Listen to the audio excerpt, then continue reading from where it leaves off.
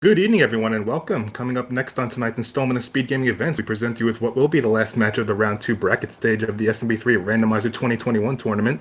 I'm Teeks88, and joining me in the commentator's booth is Diesel Pilot. How are we doing, my friend? Doing great, Teeks. Doing great.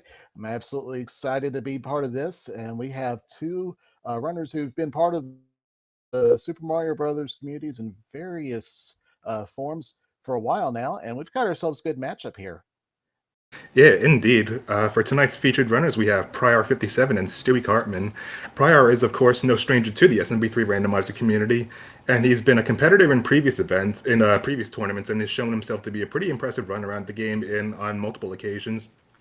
And while I do believe this is Stewie's first randomizer tournament experience, he is no stranger to randomizer itself, and he's become a pretty regular participant in the weekly races here on Speed Gaming in the months leading up to this tournament, and is a pretty experienced runner in the vanilla game overall. So the winner of tonight's race will go on to advance and face the Haxer in the quarterfinals. And I think that given their backgrounds, we can expect to see a pretty close race between these two runners, and I expect to see a pretty close matchup.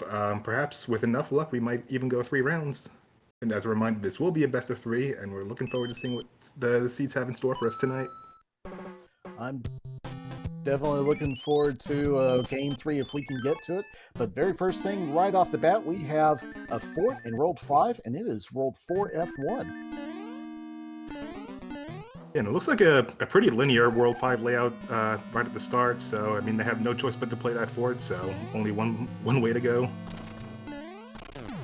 As they make their way out. Stewie taking an early death in the underground section. Yeah, he tried to trample on one of those hot foot, got burned. prieR had to go face to face with the swamp also. He's back to Small Mario for the fight with Boom Boom, but he'll be out of here, I believe, in no problem. Yep, there he goes. 3 hits and he's out the door. Yeah, 4F1 is a really tricky fort to be playing just right off the bat, especially when you have no inventory and you're just going in there as small. Just gotta make sure that there's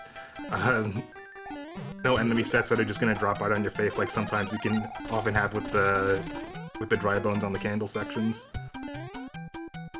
So I love what I'm seeing here. We have both a nice, a slightly challenging fort for the start, and we also have one of our first beta our first beta stages of the night. One of our 9 active beta stages here. We have the 7.3 beta. There's not too many threats involved with the 7.3 beta, aside from maybe the Lakitu and maybe a Spiny or a Buzzy Beetle that can show up right at the start, in this case a Koopa. But Stewie can capitalize on the time gap between them right now and do a little bit of catching up if he can maintain some P-speed in this level right here. So Stewie did take a fall in one of the earlier pits in the 7.3 beta, but he's back up and he's cleared the level now. And this tower stage will, of course, because there was only one other pipe, will take us to the upstairs stage of part of World 5, but we will see, because there is a fortress on the other side of the World 5 island, we'll see shortly if we have to come back downstairs to play that level.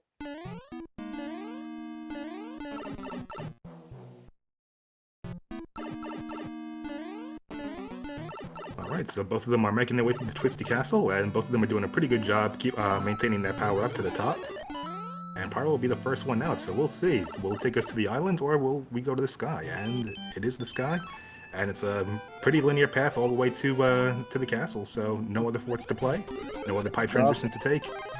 Coast is clear. Stop right at the castle, practically right at the doorstep of the castle. We just got this one World 4 stage to play here. The giant swimming stage with Lakitu trying to drop his spiny bombs on top of Mario. So Stewie came really close to building P-speed on the top section right there. He was just trying to go for the vanilla stretch, since the enemy section's up top and Lakitu's movement is very consistent with the regular game.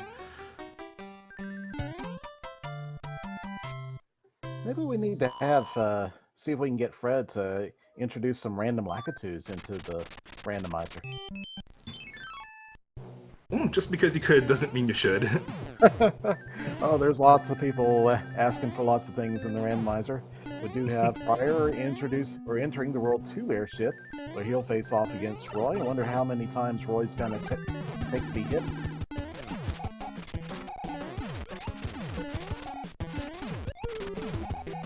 We got 3, and we have an Earthquake. So it looks like a 4-hitter Roy with the Earthquake. So that'll be one of our 2 Koopa kids who carries the Earthquake property.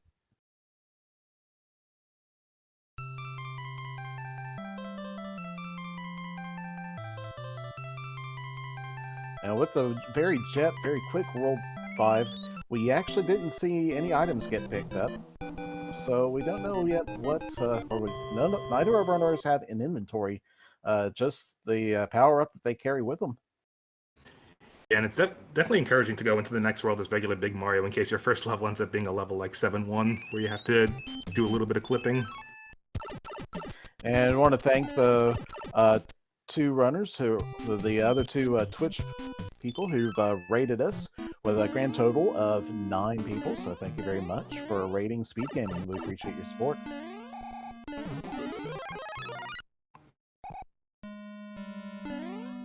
For the new viewers, you are in the beginning of a best of 3 Super Mario Bros. 3 randomizer race. This is part of the randomizer tournament for 2021. We're in the bracket stage, and the winner of this will enter the quarterfinals to face off against the Hackster. Yeah, they'll be facing the Hackster. I couldn't remember who it was, quite who they'll be facing, but yes, it is the Hackster.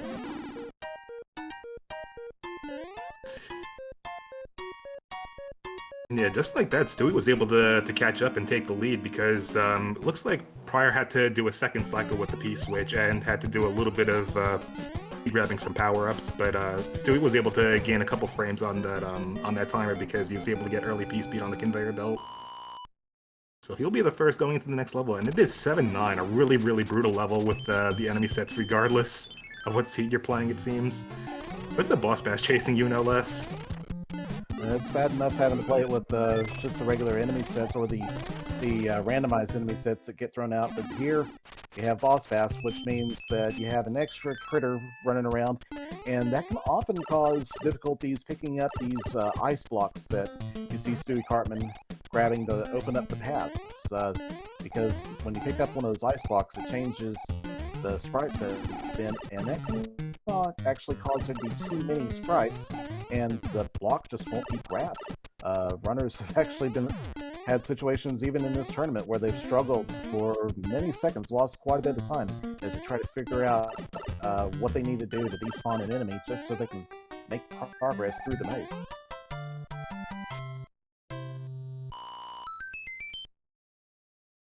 Oh yeah, and it seems that Mitch made a really good point in chat just a moment ago. Both runners had the opportunity to take a pie transition to skip one of the extra levels that in the place of where 4-6 and 4-5 would be. And either way, however they did, we had looks like we had one of the brothers that hit. We got both of our runners now are in the airship, and this is World 6 airship as they make their way through. They'll be facing off against Iggy.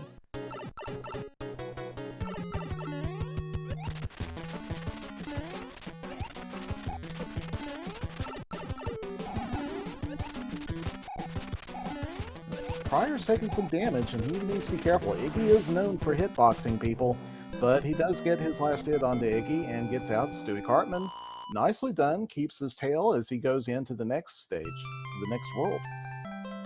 Yeah, one of the nice perks about having the tail going into the boss arena of the World 6 airship is that you're fighting the Koopaling on flat ground. But the only thing is, you don't know how many hits it's going to take to knock him out, so that might delay your ability to build P-speed in case you are interested in building speed to fly up and do the off-screen one grab.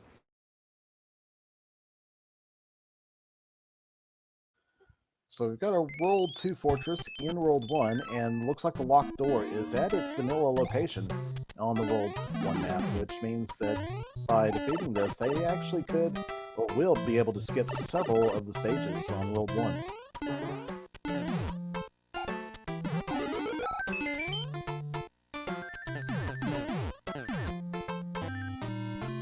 Although, for all practical purposes, that fact is sort of irrelevant because the World 1 where the fortress is in a position where it had to be played no matter what anyways. Alright, so both of our runners make it to Boom Boom at roughly the same time, only a couple seconds apart. Still a really close race. 3 stumps and he's out of here. I love these very close races. Gets me really excited about what we're looking in for towards the end of the race. And look at this. We got ourselves 6-6. Both of our runners having to enter 6-6 as Small Mario. Speaking of things to look forward into this race, I'm sure that for our runners, 6-6 was not on that list.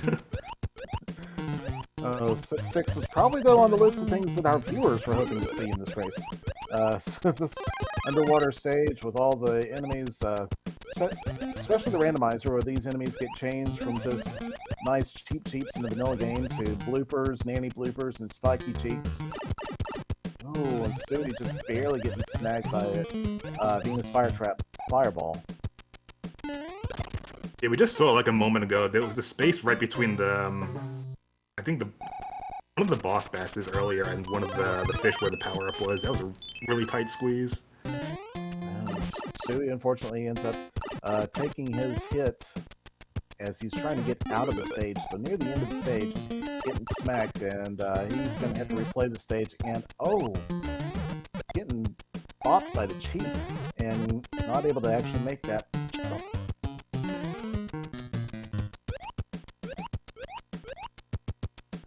So prieR's made his first progress out and has as his reward 5-5.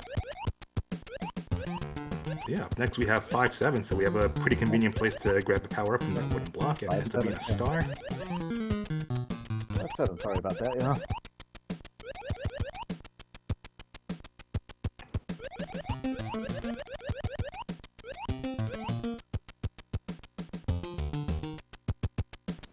Definitely advisable at this point to take it a little bit carefully when you're at the end of 6-6 as Small Mario. You're not too familiar with what the enemy set's going to be. He does well again that. Uses the turtle shell to clear out the enemies ahead of him. A couple of those pile driver micro Goombas and a piranha plant. Gets out of there and clears the stage. But prieR57 is a full stage ahead of him and a boomerang or a Hammer Brother fight ahead of him. So as he enters the World 5 airship, taking the place of World 1, he's going to have about a minute and a half lead probably.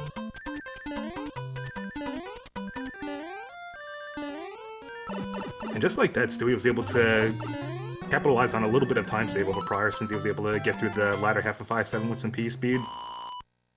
It was a very good job. Using those P speed strats can save you time as you it just makes the whole world feel like it's going slow.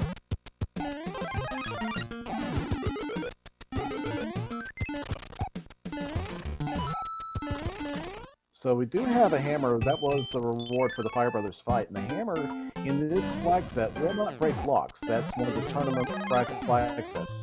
So the hammers will not be breaking locks. They will be able to use them, of course, on rocks, which means that we have worlds 2, 3, and 6 remaining where that hammer could be put to good use.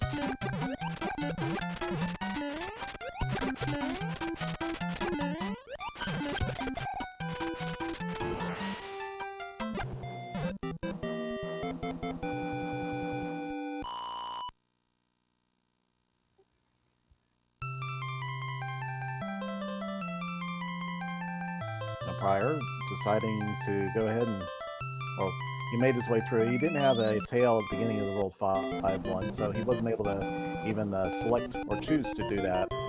But he was able to get through the 5-1 stage pretty quickly, taking the place of the Pyramid Sprite. And he has 2 fortresses ahead of him now. And without a pipe check to go make and to look down the rest of the map, he won't be able to see if he needs to do one or both of them, so he's just going to have to do both of them.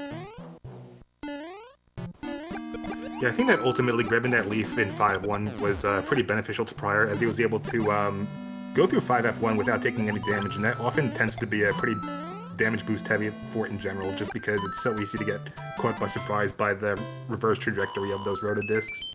Oh, between those rotodiscs and then the swamps that just right there next to them, all in nearly everywhere you look on that fort, it's definitely a place to be able to take whatever advantage the game gives you. And now 5F2 for it. So we have World 2 is being replaced practically all by 5 World 5 today in this seat.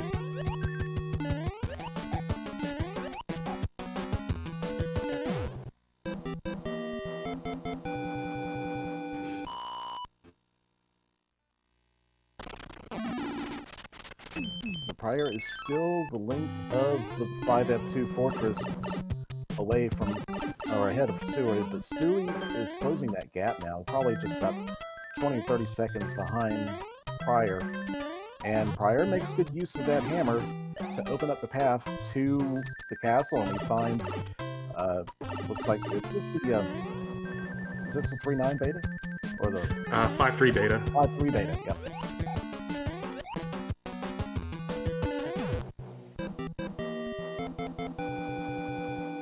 I usually call this one the 3.9 beta because it also has the underwater section. Although I think pretty much the entire community calls it the 3.9. And just a trolley microchip there takes away prieR's power-up, but he does get out of it and makes his way onto the airship here. Oh no, he's going to stop to fight some Sludge Bros.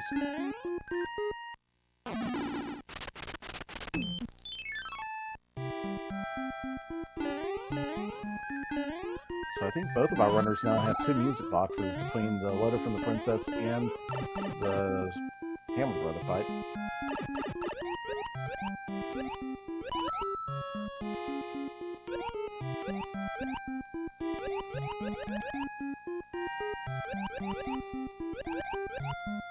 Stewie, it looks like, is actually doing a pretty good job controlling the bloopers with his, by facing the direction that he wants them to go.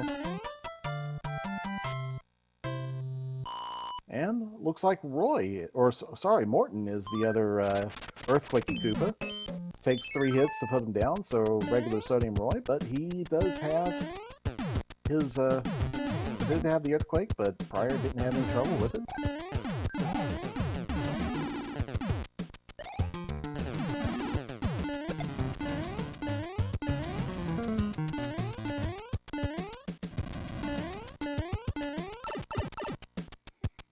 prieR getting a message from the king, and Stewie is right behind him, about to get the same message here in a moment.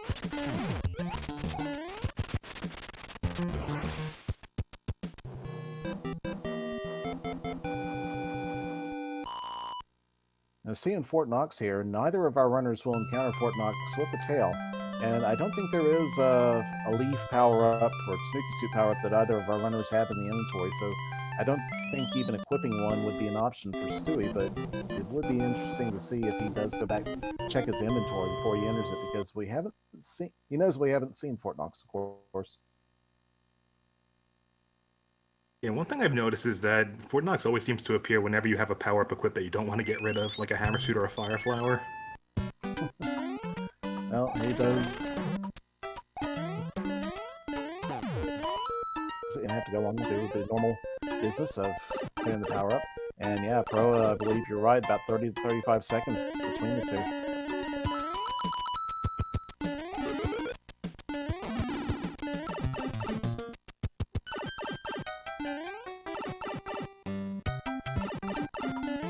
But that was an excellent opportunity, or an excellent time to have the flight from the Tanuki suit.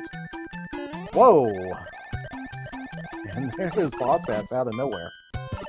I'm saying Piranha Alley is an excellent time to have the Tanuki suit to not have to deal with the first stage of Piranha Alley, but Boss Bass nearly got fed by prieR.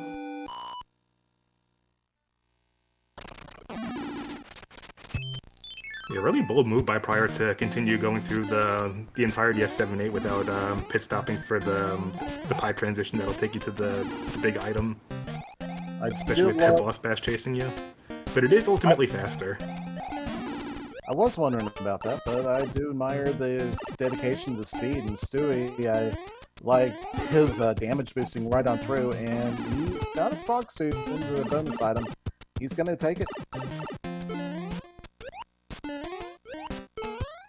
And I think, yeah, he's going to pick up that turtle shell so that he can just build up P-speed, but quickly I can only imagine he took that shell to the end zone because he was planning on maintaining the frog suit for the next level.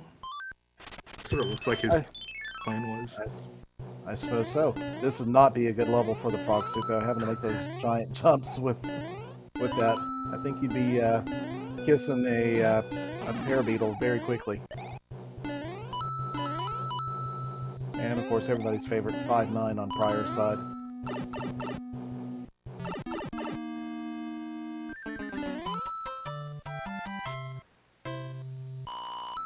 Yeah, it looks like it ended up being a mandatory 5-9 at that, because I think that with all the Hammer Bros that were in their way, none of them really had an opportunity to pick up any clouds. But that was really scary. With prieR took damage from that fire chomp, almost fell through. Right. Oh yeah, as he's doing the boost jump off the fire chomp, taking damage from it. Can't really blame him for that bold move though, because if you don't get rid of those fire chomps as soon as possible, you can once in a while despawn one of those moving platforms. I do love chat here saying, "Oh look, we got the scary music for 5-9. How appropriate." So that is a flag that can be set in the randomizer that will actually randomize the music that you get in each stage. prieR's got the finds the pipe to the World 3 exit.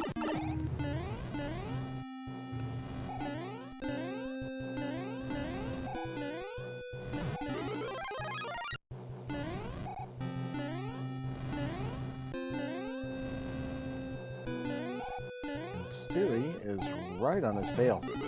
So, one of those two, usually World 3 has a lock at the end of it, guarding the castle, and looks like if that was the case this time as well, that the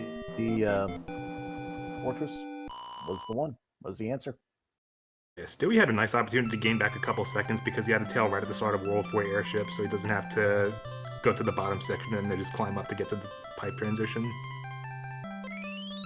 And just like that, we are probably, what is this, like 10 seconds difference between the two? Yeah, that sounds about right. You definitely closed the gap in those last few moments of the airship.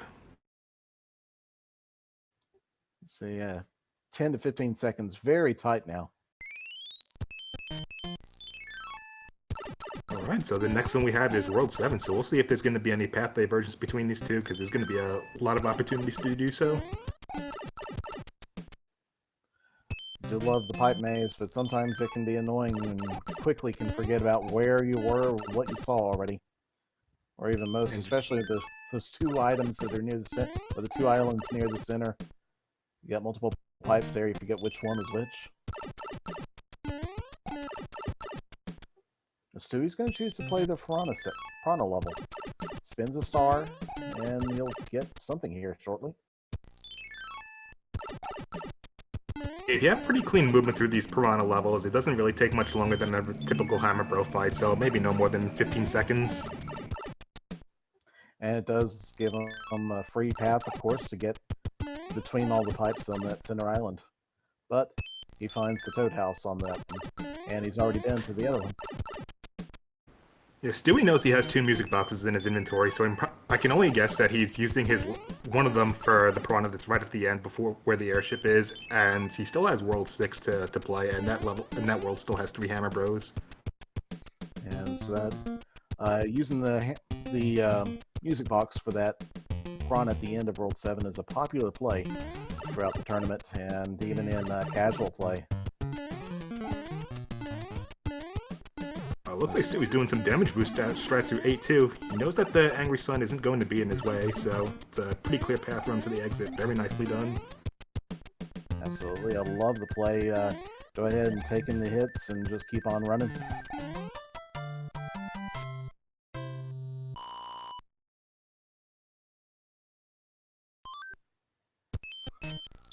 Why is that called the Sands of Shame? Well, the quicksand at the beginning of 8-2 is it's a slower route. Yeah, as chat says, it's a slower route, and it can it does lead you to a shortcut, but also it takes a little bit more time.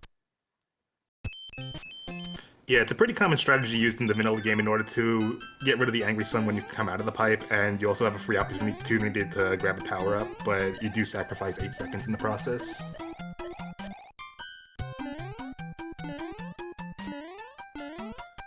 Stewie triggers the fireworks as he exits. And prieR choosing not to use the P-switch to build himself a runway.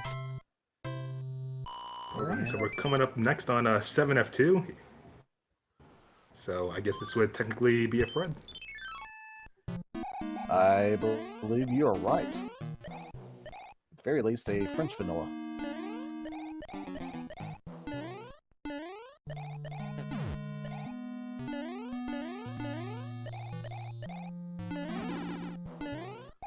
Oh. prieR does take a hit as he's making his way through. Stewie was able to pick up the star, and he's not going to be able to take it through to the second room in the pipe, but he will be able to still get to the Boom Boom fight without much other trouble, and he's out. Yeah, nice scoop between the Rotodisc and the Hotfoot. Those are really close for both of them. prieR, very nicely done. He had the disadvantage of having the duck slide through that. And we found our path to the castle again. Along with 5-8.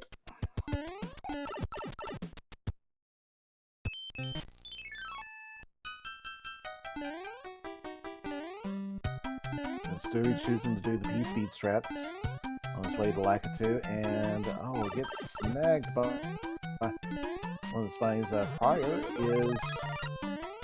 Looks like prieR's not going to do the P-speed, he's just going to race his way out. Does despawn an enemy right at the very end. No more trouble.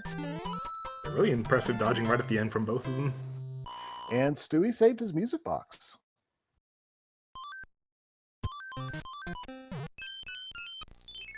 So Stewie saved his music box, prieR spin it, and Stewie is going to... Oh, nicely done! Pause buffers his way out of getting some damage from the Munchers. I can only guess that Stewie's probably trying to bank on grabbing either a Fire Flower or a Hammer Suit so he has something to quick kill Bowser with towards the end. There would be one good reason to play for all the items is if you're not happy with the items that you have, go ahead and play the Hammer Brothers and such so that you can pick up something better. I think from the Hammer Bros and the Peach Lighters that we've seen thus far, we haven't really gotten much more beyond stars and music boxes and mushrooms. And also, we do find out that Ludwig is one-hit wonder today, Ludwig. But since he doesn't have the Earthquake property, he is Moon Jump Ludwig as well. But Stewie and prieR both take care of them. Don't even get a chance to use the fireballs on them. Just get out, get the message from the king, the letter from the princess, and make our way to our next world. We're already at World 7.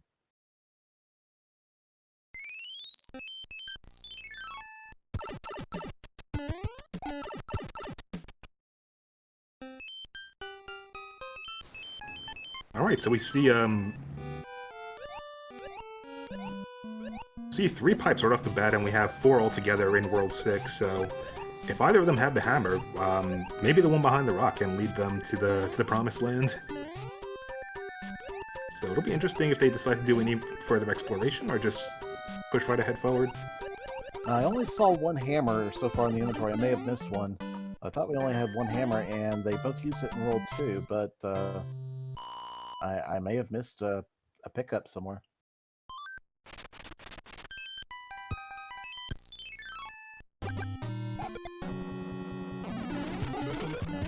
Oh, speak of the devil.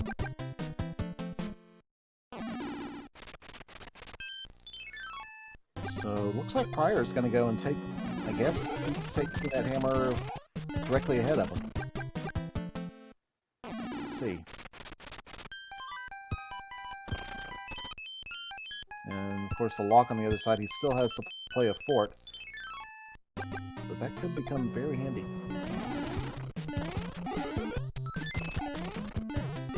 Okay, yeah, I just mentioned a moment ago that there was 3 out of the 4 pipes shown on the screen. I missed the very first one right in the beginning, so yes, Pro is right. Okay. Oh yeah, I was counting, or not counting the other one that was behind the rock.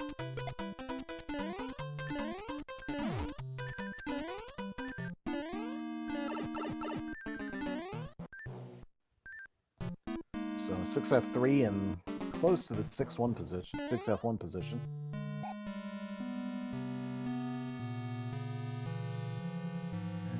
Let's see.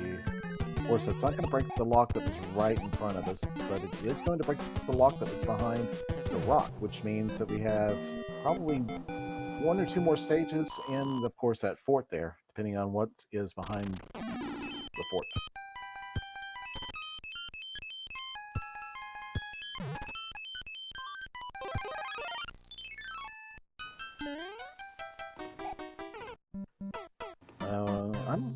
Now, I think prieR missed some input there.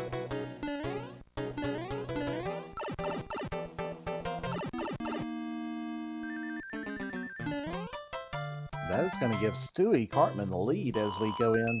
And, oh, prieR, though, spins a cloud to get out. Now, we do see in his inventory he does have a hammer suit for later on.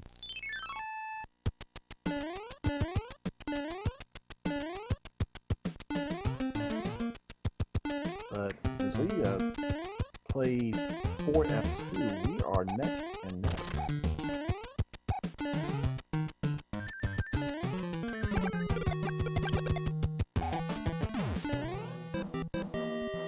And just like that, prieR had a very small lead going into 4F2 with that P-Wing, but we see the power of a quick fire kill on Boom Boom. And we've got a high road or low road, and with 7-6, I think Stewie probably has the advantage here. Or sorry, 7-1. Trying to get indeed, he does get the first clip. Yep.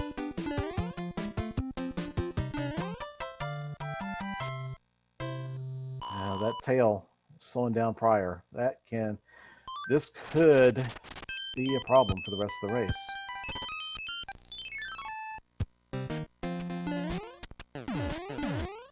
Last airship remaining is World War I airship. There the prieR goes. He gets out of there. So, chat, I think Stewie did just use his cloud.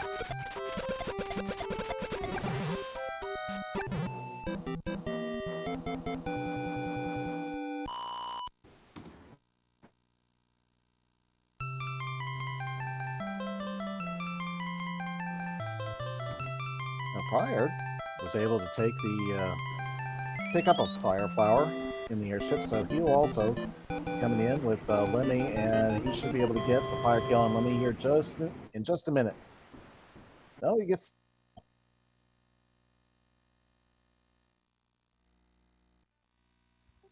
And the leaf is our final reward from the princess. And we have one lock and one tank stage ahead of us. It is the real tank. So any other tank that we see will not be a real fortress.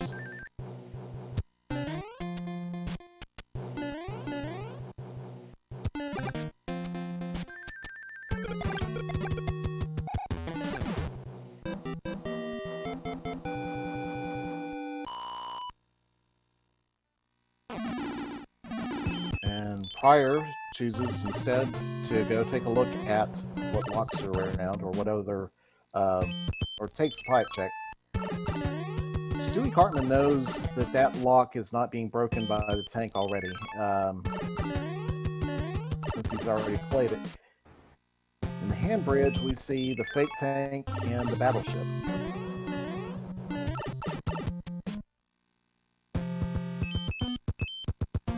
And I think probably, let's see, there's our second lock. Our second lock is in the dark room. Now, I'm wondering... Okay, there's our third lock. So, did you see any locks on the hand bridge stage? Not that I was aware of. Okay. And since prieR hadn't played the level yet, we know that there's 3 locks in the dark screen.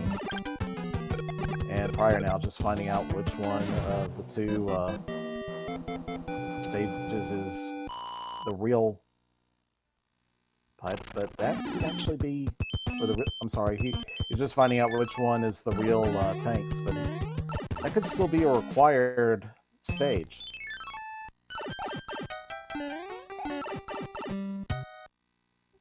And SpeedGaming, welcome with the raid with 299 people. Welcome. Welcome on in. And we are towards the end of the first run of a best of 3 Super Mario Bros. 3 Randomizer bracket match.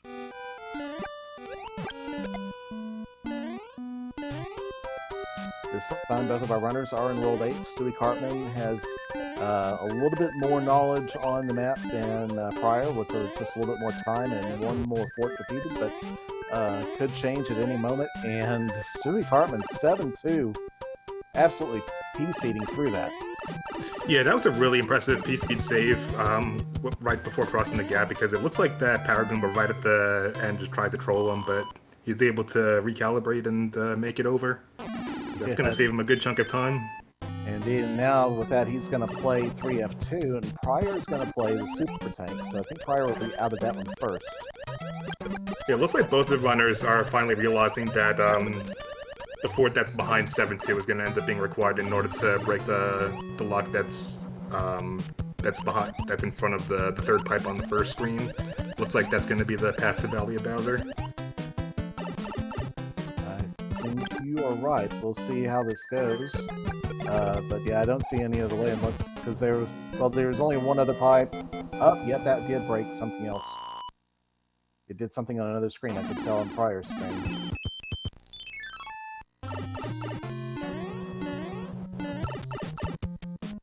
And prieR choosing not to play.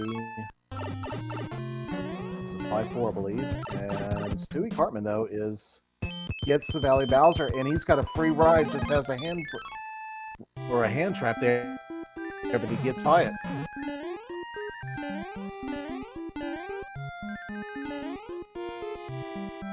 Stewie Cartman, having equipped the hammer suit, gets the first of several clips. It's interesting that when you see people do that clip, as we saw Stu just now, it doesn't really save you time in the vanilla game, but more often than less it actually does in Randomizer, because the way the rotodiscs are reversed on the stairs, it might take you a little bit more time in order to climb up there safely without taking damage. And we get a first try clip into Bowser's room, so bye Bowser. And bye Bowser. Alright, friends, get your G's in chat for Stewie Cartman, who's taken the first of the best of 3. Yeah, very nicely done. This is a very close race for the overwhelming majority of it. Looks like he finishes with an official race time of 36:24. Nicely done. It wasn't exactly a jet seed, but it was pretty quick. And well, our runners kept exciting the whole way throughout. So looking forward to another one just like it here in a minute. Looks like we saw a nice handful of lead changes all the way throughout. It's the kind of race that makes it exciting.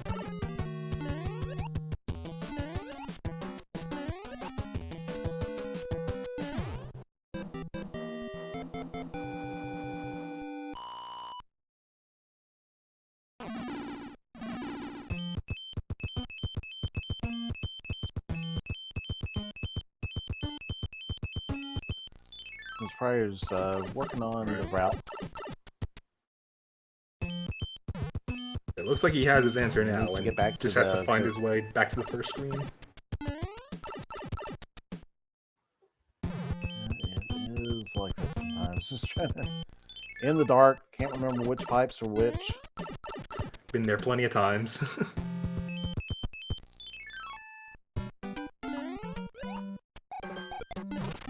Oh, he still had 7-2 and the Navy sprite to play.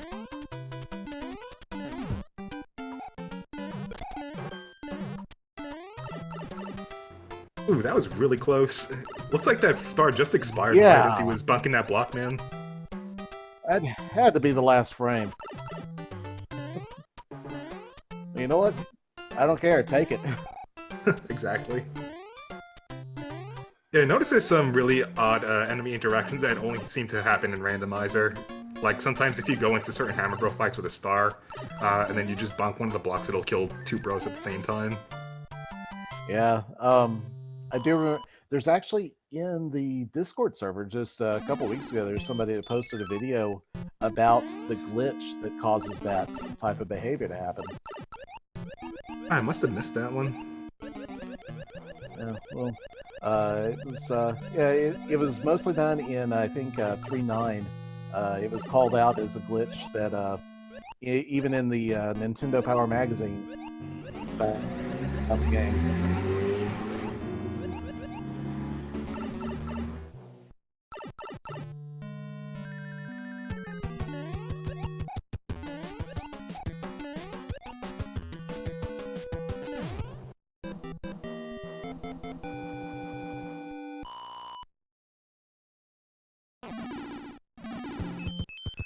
Now, keeping that in mind, though, all you folks out there in Chatland, feel free to join the SMB3 Randomizer Discord if you haven't already. There's links, and it also has a link to the race or to the tournament brackets, the schedule, and everything else. You can even go and get the randomizer yourself to play it.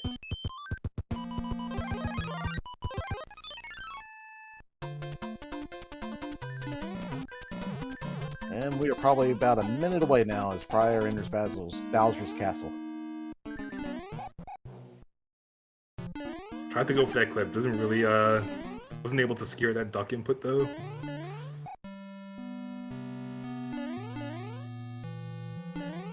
He's going to take it careful going up the stairs. No problems. Into the Potoboo room. And across the Potoboo donut lifts. Oh, not able to get the first clip.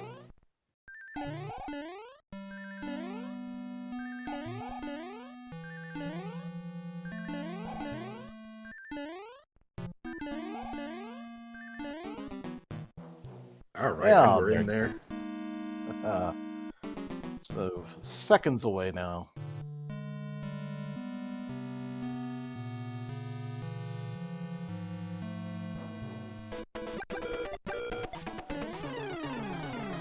And with that, we have a high Bowser and a bye Bowser. All right, everyone, get your GGs out for prieR57. Very nicely done, both of our racers.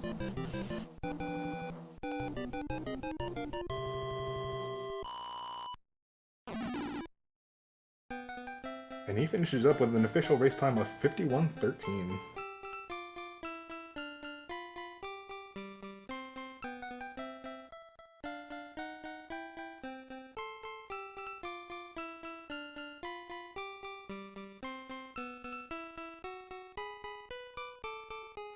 So we're going to get our racer set up for race 2. And we'll find out after race 2 whether or not we'll have a race 3. But stick around, folks. It'll be just a few minutes while we get going for our next race, and we'll be right back with you.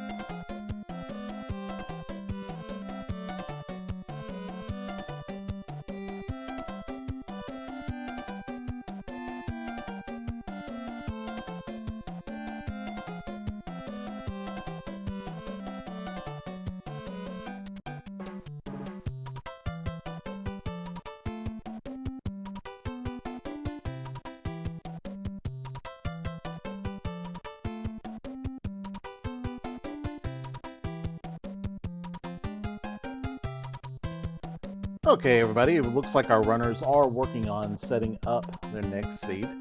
Uh, while we're sitting here waiting for them, one of the things I'd like to say is speed gaming is put on by you. It's the support of the viewers and the people who do the participation that actually makes all of speed gaming possible. And so please give our runners a follow if you can. And if you are able to, of course, go ahead and do a follow for Speed Gaming, the Speed Gaming channels. And if you're able to, give a subscribe for the Speed Gaming channels.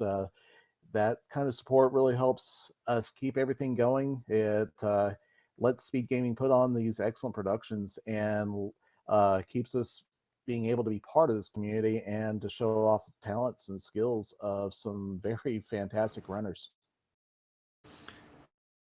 Yeah, absolutely. And enormous thank you again to prieR57 and to Macobra52 for putting on for organizing the SMB3 Randomizer tournament, as well as the Challenge Cup that's going on concurrently.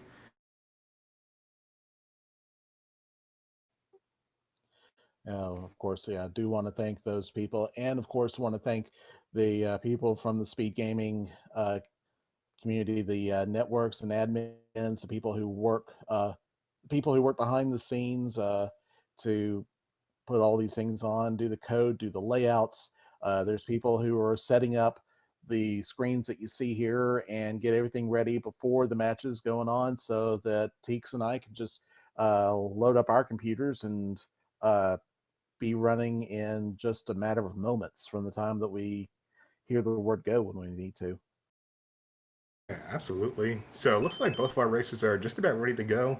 And we have some predictions in chat going on already about which world we're going to be seeing first. We see a 5, 6, 5, 4, 3, and 1. I'm going to go ahead and say World 6.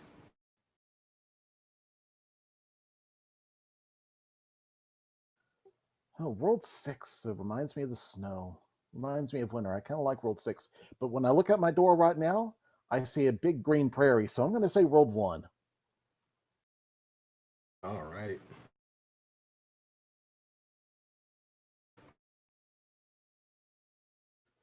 Yeah, it's better than looking out my window and seeing big industrial zone and having to say World 7. Yeah, I'm definitely with you on that there. So yeah, we saw a really, really close race between both of our runners in round one, pretty much up until the divergence in routing we saw in World 8. So I could expect to see something quite similar, and with enough luck, we'll probably see a round 3. So we got various guesses, 5, 4, 3, and then 1 before we go back to 5 and 2 and 6, and somebody even saying World 7. Charger saying Pipe Hill, please. So it feels like World 2 outside. And it is World 2. It looks like this French Vanilla Pyramid stage is going to be our opener for the match. And oh, prieR grabs a star. I don't think he wanted that. At the very least, he was able to take out that Spiny. I mean, that enemy does Yeah, nobody any big favors. You got to take the silver lining where you can. And oh, prieR also taking the bite on the beetle. Oh, it looks like we had a hammer bro that was guarding the outside of the pyramid, so Stu knew right away that hammer was going to jump as soon as he had control over Mario again, so he knew to go right under. Nicely done with that. Now he does look at the pipe check and he sees that there is a lock that's going to block the way to the castle, so he's going to go back and play that fortress, and it is Fort Knox. Nice turn back from prieR right at the last minute. He knew that he wasn't going to build P-Speed in time for when the Buzzy Beetle drops down. Knew to take it a little more cautiously towards the end, and he's out of there. Yeah, that's the value of practice right there, is being able to anticipate those maneuvers with just a few frames of knowledge, know what is going to be coming right at you, and being able to take the right maneuver. Yeah, Fort Knox, definitely not one of those forts that you like to see early on in the game, especially since you don't really have much of an inventory or or an opportunity to grab a leaf beforehand. So it's going to inevitably be a bit of a lengthy process to get to Boom Boom. Indeed, of course, the only advantage of that for a racing situation is, you know, that even in a race like this where it's not the first stage, it's the second stage, but you know that since the only power-up in that first stage was a star, your opponent's going to be in the same predicament. Yeah, it's a really good point as well. It at least puts both of you on an even playing field. And we did see, I think it was a couple of nights ago, one of our runners in a Challenge Cup match accidentally soft-locked himself by re-entering the big room with all the blocks during the P-switch counter, but right at the very end of the counter, and ended up with, like, I think it was like 6 or 7 rows of blocks between where he was and the top of the blocks, and just had to wait for a timer to run out. Oh yeah, I remember seeing that match as well. That was really rough. I've never really seen anything like that before in a race. I remember as a kid doing something like that, and was like, well, I'm stuck here now, but oh man, in the race, I felt so bad for the guy.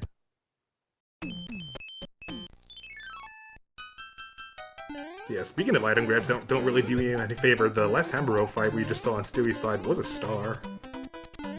Yeah, especially since commonly it's not unusual to equip a star to start a Hammer Brother fight anyway, so it's kind of like okay, I just spent time here. But I guess if there's any point in the randomizer race where it's particularly advantageous to do some Hammer Pro fights, it would probably be right in the beginning, just so that you have some sort of starting inventory to get you started.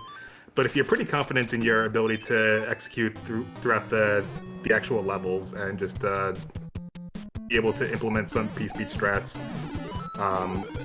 yeah, you might see some approach from runners just to avoid as many Hammer Bros moving forward as possible. Since each of those fights do take about 12 to 15 seconds, and depending on if you get double Fire Bro in shallow water, it could take even longer. Oh boy, double Fire Bro anywhere can be a significant challenge, especially small Mario. I do like I have seen some of the runners be able to take advantage of the Hammer Brother fights in order to equip the power-ups that sometimes appear in the arenas.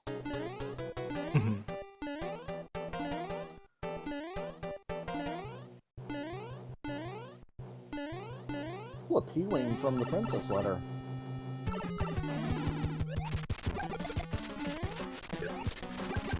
Yeah. 6F1 is definitely one of those levels that would be very helpful to have a P-Wing on, since you don't really have to wait for that lifting platform to take you to the top, and it would be easy enough to just damage boost across that spike bed and save you another additional, like, 10 seconds.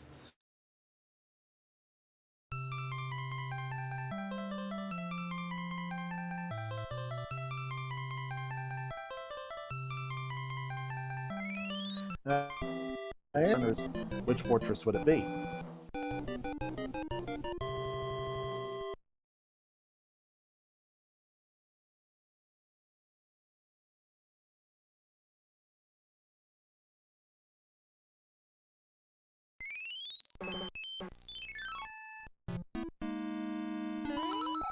And that fortress does not break the lock that's in front of us, and we have Paradox Pipe.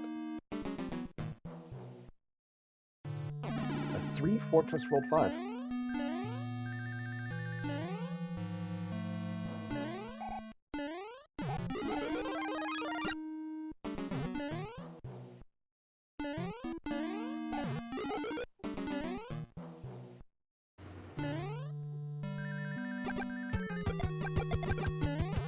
Stu Cartman makes the Air Force, gets through the Air Force very quickly.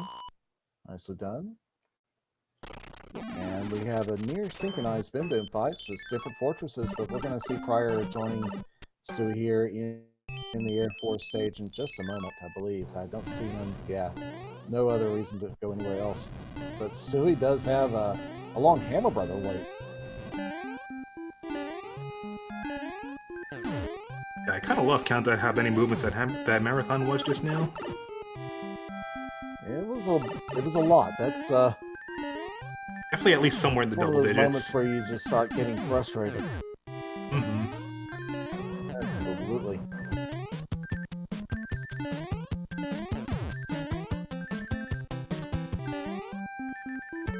One thing you love to see in the spike room of 2F is the dry bones. That way you know it's not going to be in your way the same way a rogue hotfoot would be.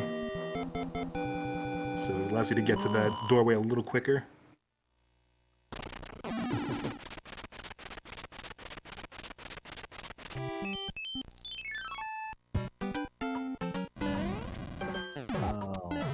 So we got World 5 Fortress now in World 5. So Vanilla Fort.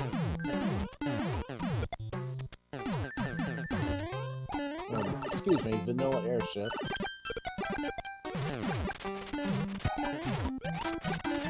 And Roy is Earthquakey, so that's Vanilla as well.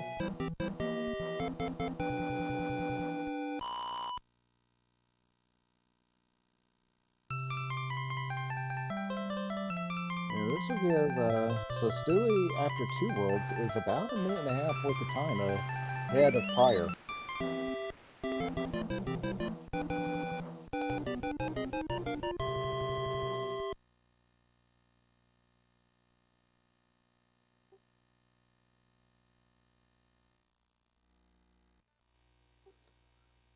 And another P-Wing for our Princess letter. So our runners are going to be flush with P-Wings as this keeps up.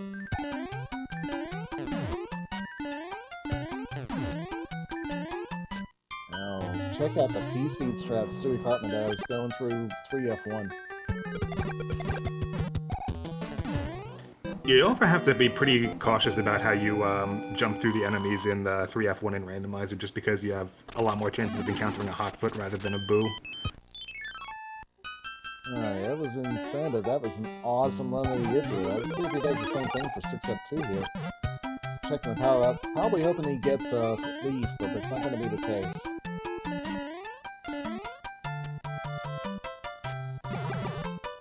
Now, I was actually thinking about this whole extra P-Wings. Oh, no! Oh, so close. Nicely done, jumping through the double disco wall for there.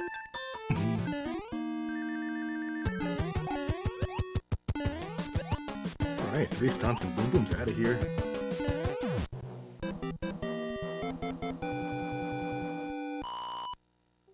And once again, near synchronized Boom Boom kills by our runners, just 1 stage difference. And Stewie equipping the star, taking on the Fire Bro, and another P-Wing. So Teeks, I was asking which fort do our runners equip the P-Wing on. I think the answer is probably going to be, hey, let's just use them for every one of them.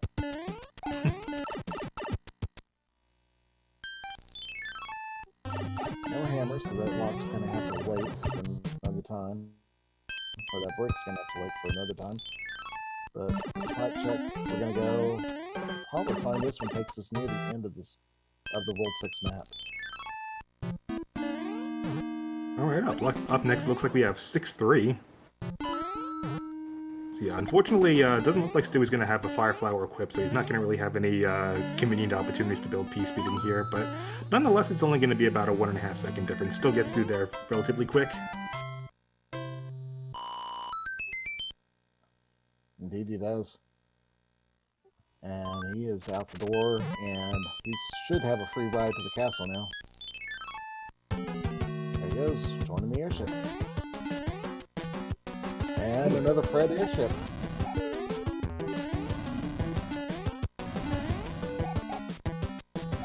We'll see if he's able to get a Fire Flower from this power-up grab right here. Fortunately, he doesn't. Unfortunately, it's a down pipe and 7-up pipe.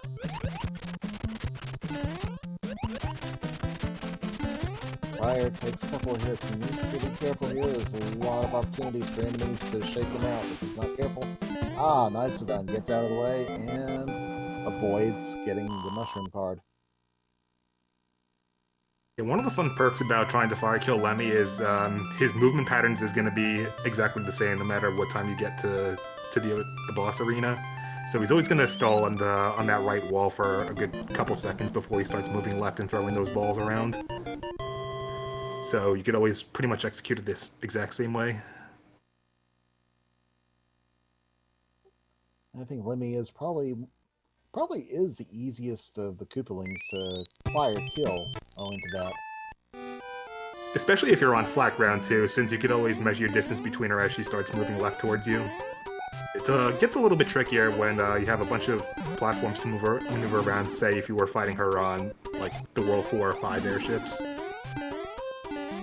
Check out this 7-8 with Fire Nipper, with Tuies, and Stewie Cartman's gonna take a pipe going through the bonus area and get Snooky Suit out of it.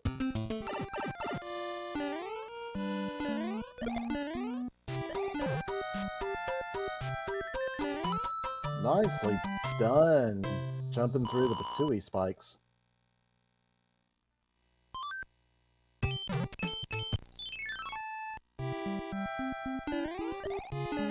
So we got a 50-50 chance here on the fortresses. Oh, swag. Nice use of that statue.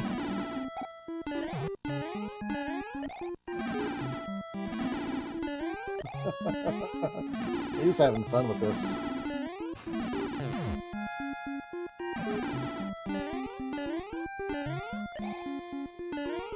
Can't say I blame him either. You got something like that, you don't get it too often, you might as well use it. 7F2 just became an elaborate game of whack-a-mole.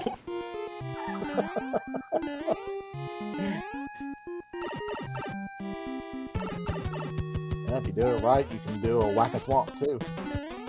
Or a whack-a-boo.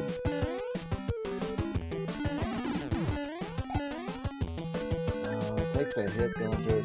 So, prieR, we know, takes the upper fortress. We know that will not be breaking an essential lock because that's a World 1 fortress.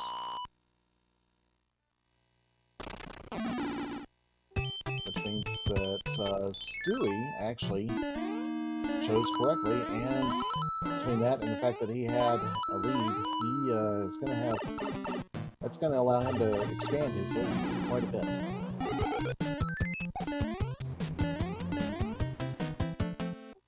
Even if he did play around a bit.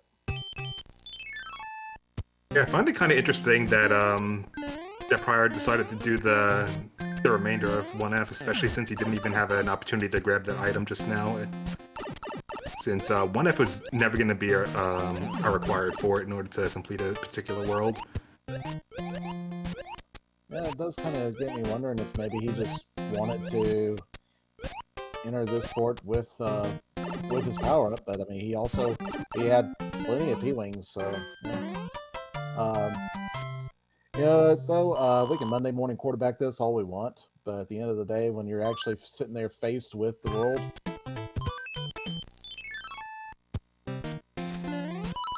yeah, it's a really good point as well. Like, whether you're playing Randomizer or just a vanilla game, whenever you're in a race mindset, your only mindset is just to go forward no matter what it happens to be. So, yeah. And for that kind of point, yeah, I'm not gonna go and, I mean, I might talk about the decision, might say, hey, what do you think about this, what do you think about this, but I'm not gonna be like, oh, well, you messed up there, didn't you? Because, yeah, you don't know what the runner's mind, what he's going through, what's in his mind. I've been there plenty of times as well, and even if you just spend a couple seconds just trying to analyze the overworld map, you just feel like you're losing a lot more time.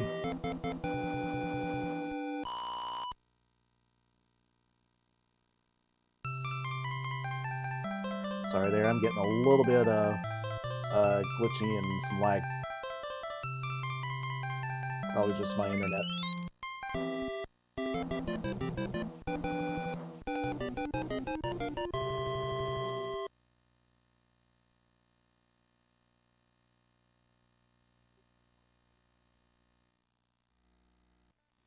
Oh, and yeah, the airship, the vanilla airship again.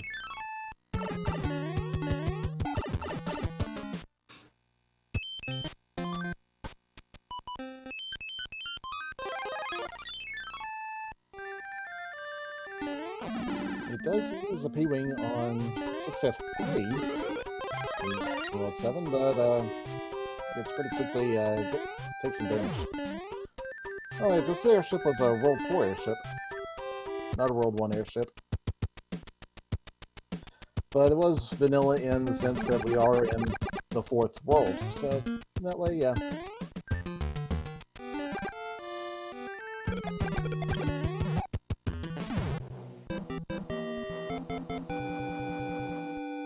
Maybe since we already have French vanilla taken, maybe we could call that vanilla bean.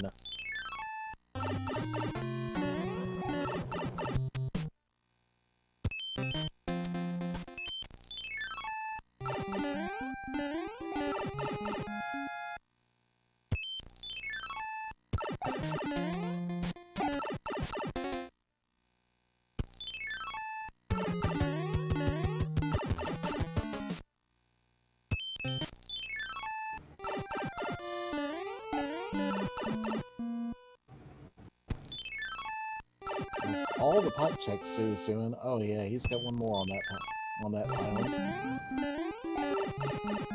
We do know that with that stage 10 card that's on the southwest island, there's only one fortress, and Stewie's already taken it out. So it should just be a matter of finding the right pipe that goes to the island in the southeast with the castle.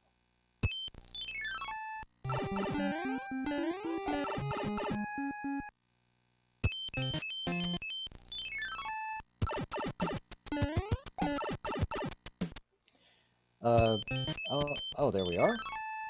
Snowy doesn't answer.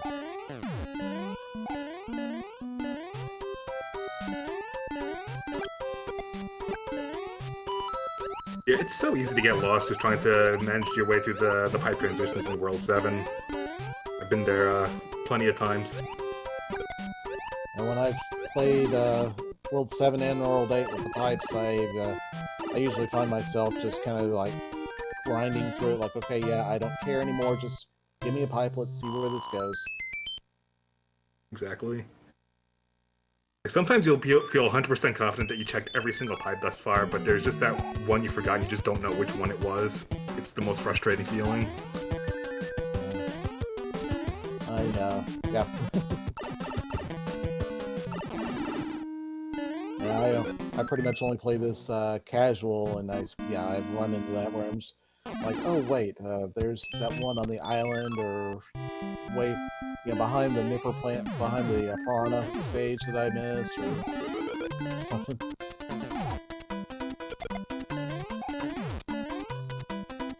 Alright, so we're going to be coming up on Ludwig von Koopa in the World 2 airship. So we'll see if we're going to get a nice stomp on him, or if he's going to do a high jump. It doesn't look like he's jumping too high, and doesn't really look like he put up much of a fight. No one blast even, just Stewie just bouncing back and forth.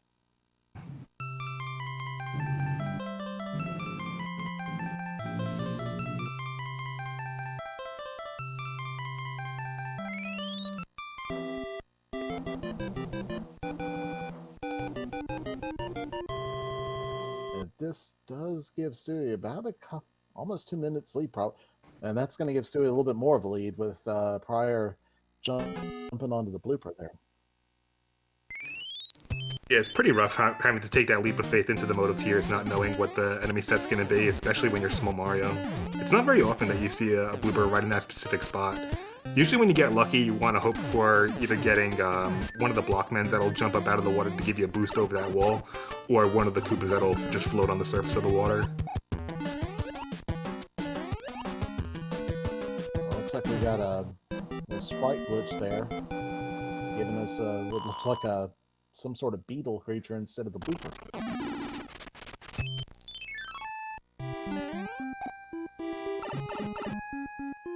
Oh, he got 6-5. Oh! It looks like Stewie tried to take a deliberate early exit in there. Probably gonna use his cloud? Oh no, he has his P-Wing, never mind. Yeah. So yeah, it looks like he's in pretty good shape just to get a quick entry into the upper section.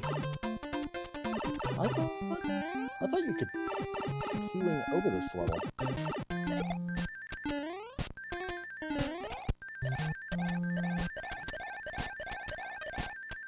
Alright, fortunately with this enemy set he doesn't have to worry about anything dropping on his head as he's flying up, so that's good.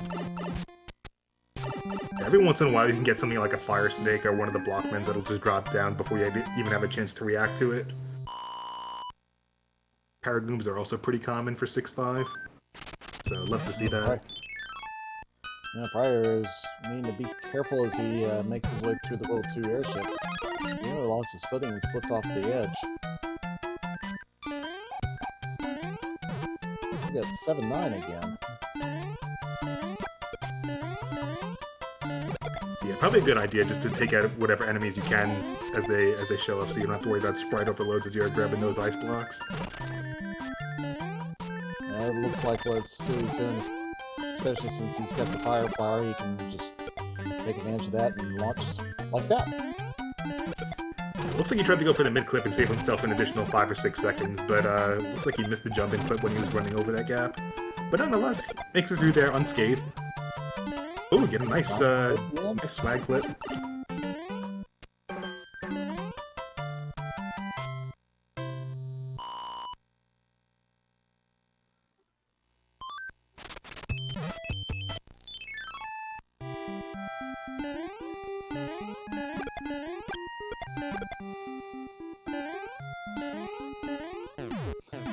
We just went and checked take a look because I was thinking maybe it was 6.5 that you could do, and it's actually 6.9 is the one that I was thinking of.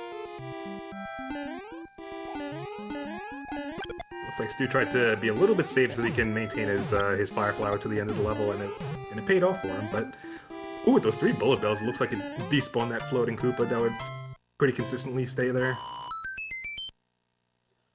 prieR getting up the pipe just before Boss Bass comes to say hello, so nicely done with that move.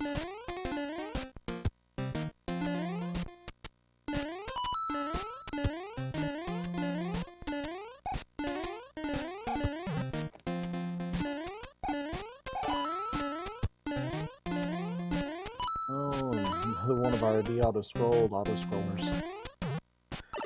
6-7.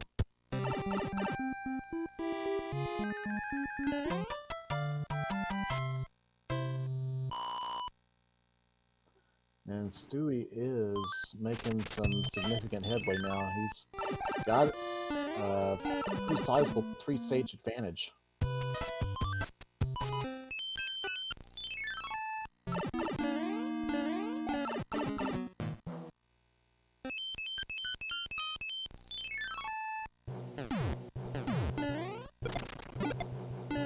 Ooh, we got 2 for 2 on the clips on prieR's side, and he looks like he's just gonna bail out that moment, so he looks like he's going at the time.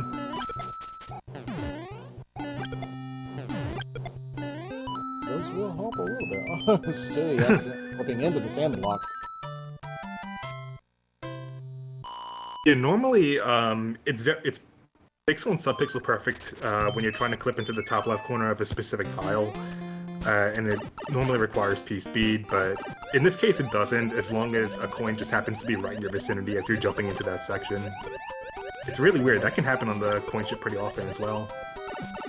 I think prieR just missed an input, and he's going to cloud that stage. He was going into 8-1 and picked a P-wing for 6-7, so that'll be make it a little bit easy for him. I can't really blame anyone for wanting to cloud over 8-1. That seems to be a pretty common roadblock for runners in general. Here he comes, and he's out to the exit pipe. And speaking of exit pipes, Stewie Cartman has found the pipe that'll take him to the castle.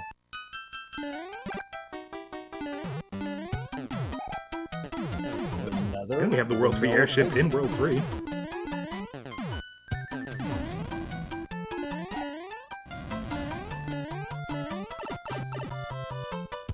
This means we will be fighting Wendy on her native terrain. And she is not going to allow well, she's not going to allow the fire kill, but she does go down to just 2 hits. Yeah, I saw that Serger made a point about this in chat just a moment ago, but maybe I'm going to have a chat with Stewie because he keeps trying to jump for those wands and it's losing him a couple frames, since you do drop down faster than the wand does. Or slower. More of a swag or a fun thing than a good race strategy. Unless, of course, you can get the off-screen one grab.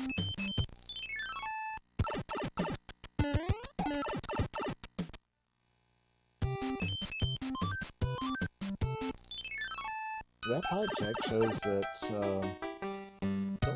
Ooh, there's Angry Sun right at the start. Another one of our lost levels, 5-3 beta. Or, I guess, this one's normally called 3-9 beta.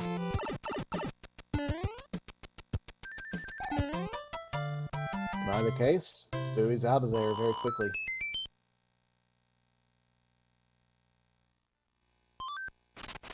prieR doing a pretty solid job maintaining, making his way through 3F2.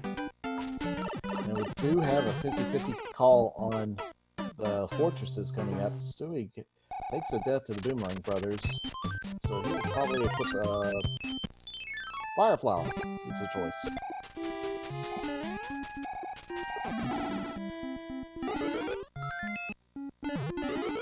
And I don't think we'll have another opportunity to actually use that hammer.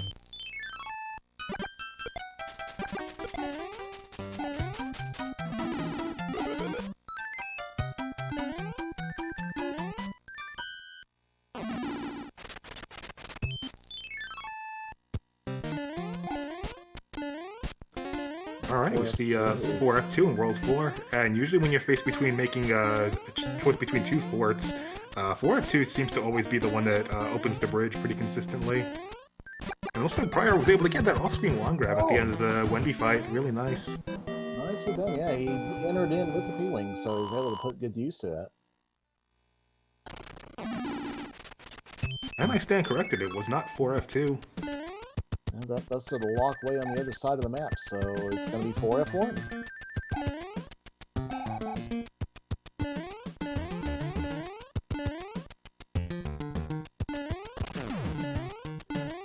In either case, it is still going to leave Stewie with a significant lead over prieR. At very least 2 stages here as we go in.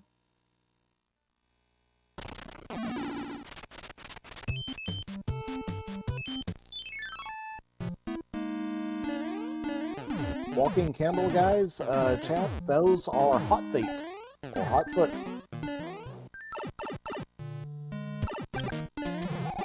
Also heard them occasionally described or called Hot Heads, but yeah, Nintendo called them Hot Foot. Oh, Iggy with the jumping shoes and jumps right on in, takes Stewie's Fire Flower, but Stewie is able to get the stomps he needed. He gets his one, he's out. prieR, prieR just had trouble with the Thwomp there and took 2 hits on it.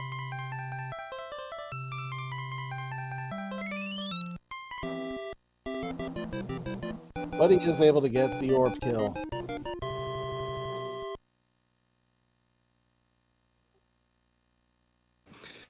And it looks like prieR was able to pick that the correct fort on the first pass, so it looks like he's able to close the gap a little bit. So he's only about an airship behind. So we are going into the Great Equalizer now. So it's still anybody's game. Definitely close things up a bit. We're down to a maximum of 3 bridges, I believe. We got a pretty jumpy Iggy pattern on prieR's side as well.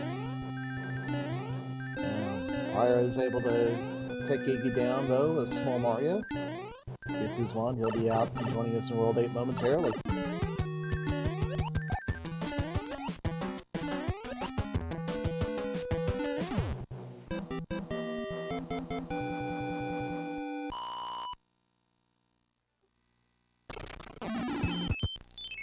And so there's 1 fort down. We take another visit to the Navy's right, and it is 8-1. So it looks like the Navy and the World 8 Fortress just swap sprites for tonight. Ooh, we see 2 conveyor belt P-speed strats in Ada from Stu tonight. Very nicely done. So because he gets to maintain his speed as he's making his way over the P-switch, he did have a pretty good opportunity to get a 1 cycle on there, but unfortunately missed the door and jumped a little too early. So he may choose to damage boost through the spikes here. Yeah, not a bad idea at all. still has an extra Fire Flower in his inventory, if I remember correctly, so he's pretty much set for Bowser, and I'm pretty sure he trusts his improvising skills to make his way through these remaining forts, if happens to apply. I do have one sprite on the other side of the hand bridge, and we see the Valley Bowser. There's only one bridge to be built.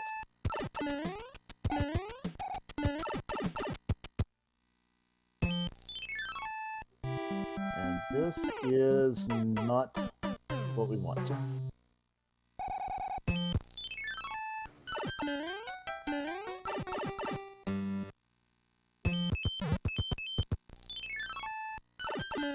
Stu is down there looking for locked doors, see if he had encountered any down there.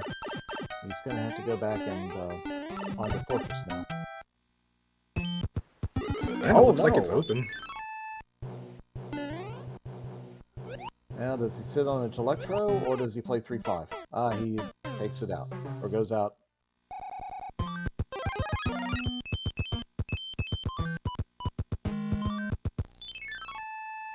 Okay, I like that maneuver, equipping the P-Wing just in case he did get hand-trapped, and since he didn't, he was able to just take the P-Wing into Bowser's Castle.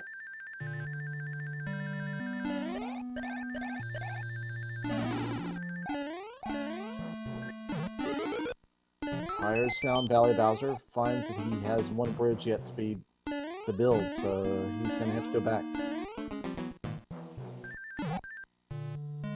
Unfortunately, he's not going to have a Fire Flower in that power grab, so we'll see if he decides to still go for the clip, or is he going to take the bottom route, see if he can increase his chances.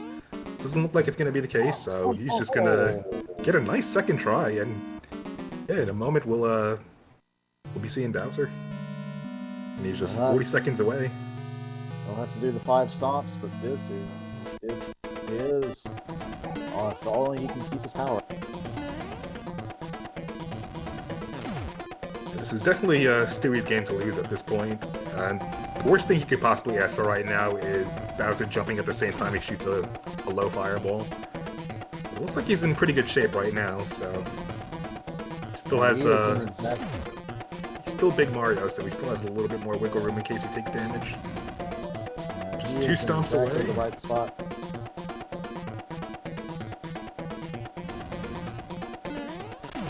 He's done this before. He knows it. He's done it. So, ladies and gentlemen, gets GG's out for Stewie Cartman, who has taken this match and game 2-0. He has an official race time of 34:59.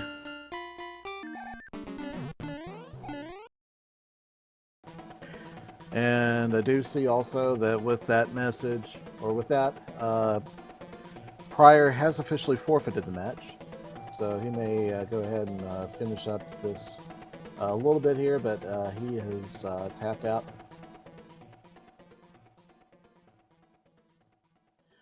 So we'll see here if we get our 2 runners in the chat momentarily.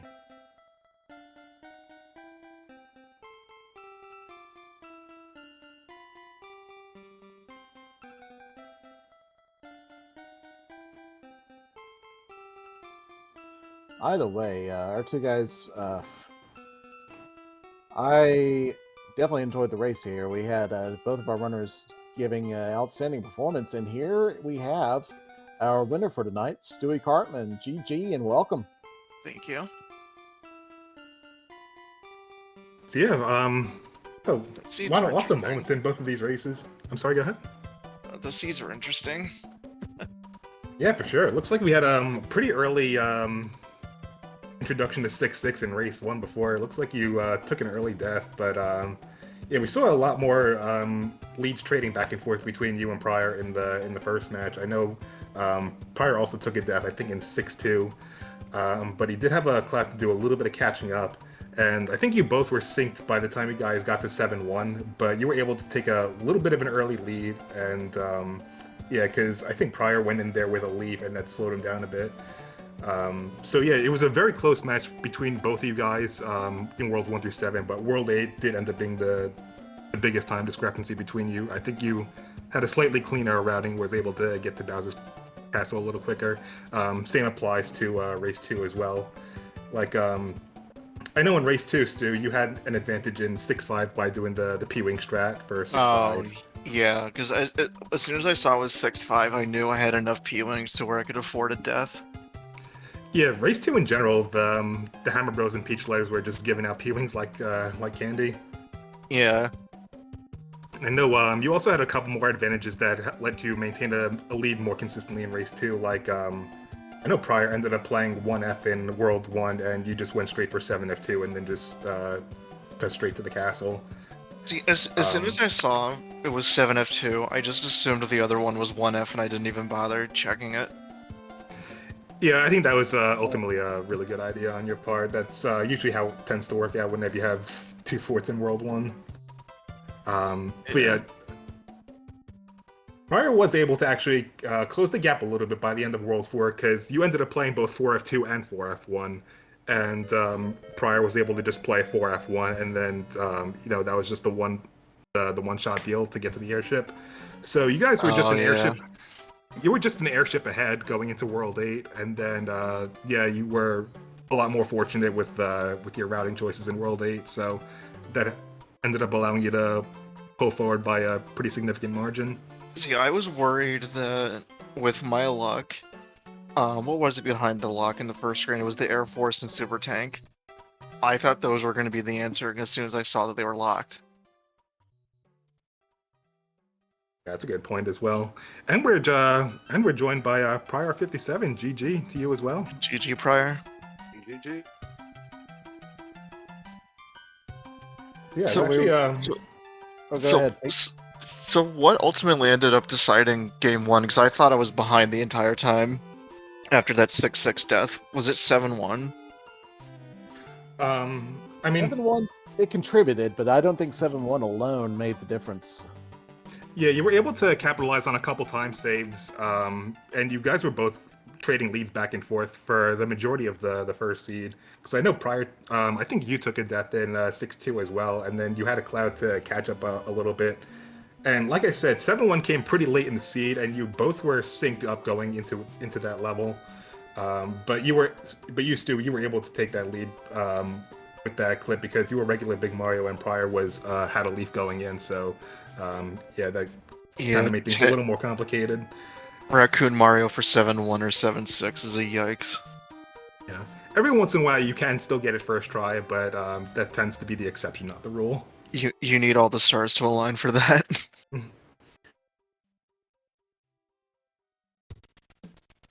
There's there were a lot of things going on there. I think the World 8 routing was probably a contributor as well, at least in the first seed. In the second seed, I don't think it made that much of a difference. In fact, I think looking here at the official time, let's see. Well, I don't have your official time, but I would say it was probably just. I think the difference in the time is probably about the same as your completion of World 7. Okay. But yeah, in the first match, I think that there was a noticeable difference in the routing of World 8 that helped out quite a bit as well. Okay. But see, taking a look at the bracket, we see Stewie Cartman, you will be playing the Haxer later on.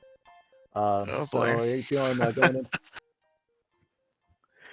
I mean, Haxer, he put up some excellent time in the group stage. So, Yeah, that's gonna be a tough one. But I mean, you both actually put in some excellent times here, and 35 minutes and I think 33 minutes or something like that in the first race, and then you're about a 33-minute average on the group stage. So yeah, I think you got.